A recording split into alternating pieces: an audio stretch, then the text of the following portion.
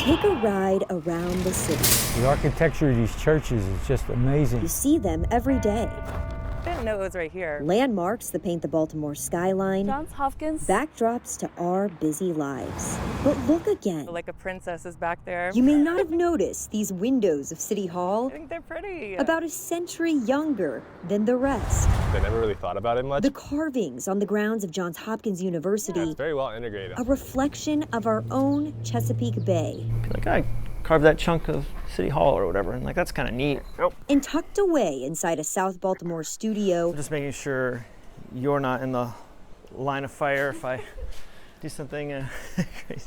These hands hold the tools.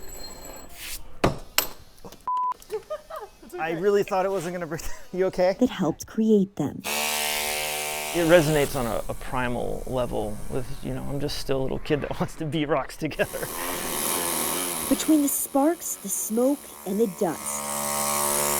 From a young age, Sebastian Martorana found his passion in this. Moving from D.C. to Baltimore for grad school at the Maryland Institute College of Art, now It's nice when things break the way you want them to. he's been breaking things for a living for the last 2 decades. It's a craft that takes precision. If you're carving a letter and something looks wrong, everybody knows it's wrong.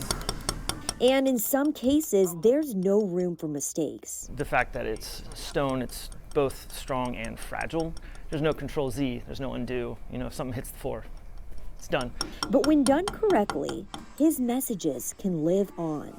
He's working with something that literally took millions of years to create in a tradition that dates back, more than thousands of years. Brian Miller, owner of Catalyst Contemporary in Baltimore, 3 towels has there. been showcasing Martorana's work in their Baltimore gallery and as far away as Miami for the last 2 years. It takes a tremendous amount of patience and foresight to move through that stone process. You can see that in every piece that he makes. One of his favorite pieces, 7 words etched into an old printer's block. These were words that could not be used in certain federal documents at the time. Here's a piece of history that was used to make prints, and he's implanting it with these words that are now memorialized.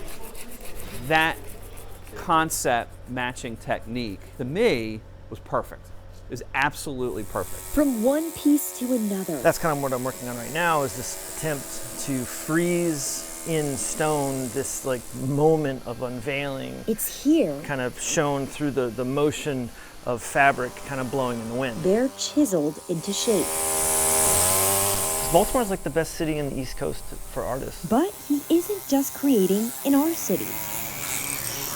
His work spans the East Coast. From the Grand Seal at the Federal Reserve in D.C. to carvings inside St. Patrick's Cathedral in New York City and in between. We see a shining product. He sees the grind it took to get here. The Grand Seal is now part of this unbelievable marble interior inside of this building behind these massive glass doors, but I remember it right here.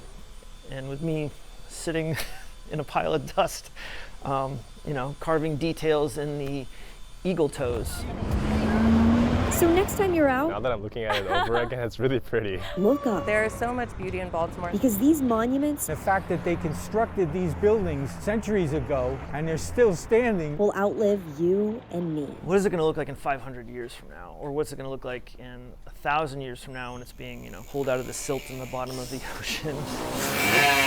Our story being preserved Work that, again, will survive fire and flood. through a medium with memory. What does it mean? Can it be deciphered? And what did we make mark of now?